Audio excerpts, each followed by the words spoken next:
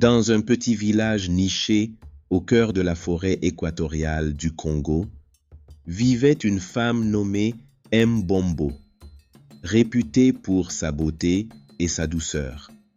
Elle était mariée à Tchomba, un artisan talentueux qui fabriquait des bijoux en ivoire. Leur amour était le modèle du village et tout le monde enviait leur bonheur. Mais un jour, Mbombo tomba soudainement malade. Les guérisseurs du village tentèrent tout ce qu'ils pouvaient, mais son état s'aggrava rapidement. En l'espace de 3 jours, elle s'éteignit, laissant Tchomba inconsolable.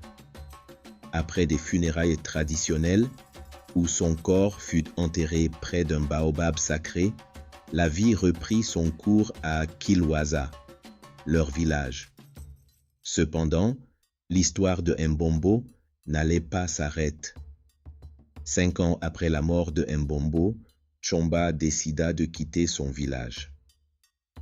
Le chagrin et les souvenirs constants de sa femme étaient devenus insupportables. Il s'installa à Abidjan, en Côte d'Ivoire, espérant trouver une nouvelle vie loin de la douleur. Un jour, alors qu'il se promenait dans le célèbre marché de Treichville, son cœur manqua un battement. Devant un étal de tomates, il aperçut une femme qui ressemblait trait pour trait à Mbombo. Elle portait un pagne coloré et un foulard noué sur la tête. Tchomba crut d'abord à une illusion, mais lorsqu'elle tourna la tête vers lui, leurs regards se croisèrent. Elle le fixa un instant, puis baissa les yeux, comme si elle le reconnaissait, mais elle ne dit rien. Tchomba, bouleversé, s'approcha et l'interpella. « Mbombo, est-ce que toi ?» La femme sourit faiblement et répondit « Désolé, monsieur, vous devez me confondre avec quelqu'un d'autre. » Cependant, son ton tremblant trahissait une vérité qu'elle cherchait à cacher. Tchomba insista, mais la femme prit brusquement un panier de tomates et s'éloigna dans la foule. Tchomba passa des jours à chercher la mystérieuse vendeuse, retournant chaque jour au marché.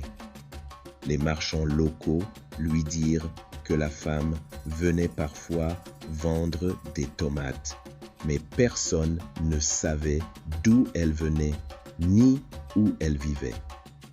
Certains prétendaient qu'elle arrivait à l'aube et disparaissait avant la nuit comme une ombre.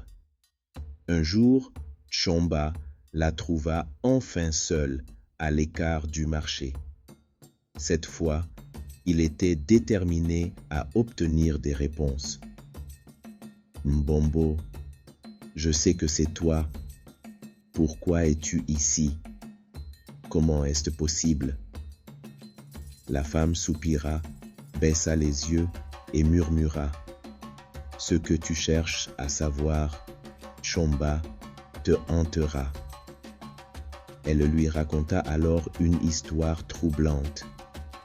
Après sa mort, son esprit n'avait pas trouvé le repos.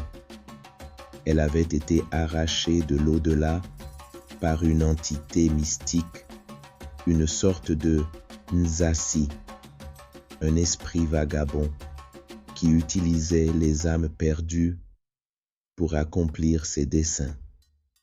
Selon ses paroles, elle était coincée dans un entre-deux, ni vivante, ni tout à fait morte. Elle ajouta que l'entité qui la contrôlait l'avait envoyée à Abidjan pour accomplir des tâches, bien qu'elle-même n'en comprenait pas la nature exacte. « Chaque nuit, je disparais, car je suis appelée dans un monde que tu ne peux pas comprendre, dit-elle. » Tchomba, refusant d'abandonner, lui proposa de l'aider à briser cette malédiction. Mais Mbombo secoua la tête. « C'est trop tard pour moi. Tu dois retourner au Congo et parler au gardien du baobab sacré.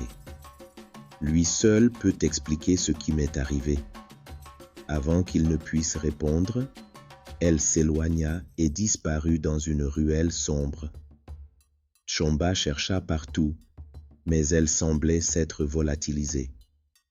Dévasté, mais décidé, Chomba retourna au Congo. Il alla voir le gardien du baobab, un ancien nommé Kibanza, connu pour ses connaissances des esprits. Lorsqu'il expliqua ce qu'il avait vu et entendu, Kibanza fronça les sourcils. « L'esprit Nzasi, murmura-t-il. Cela explique tout.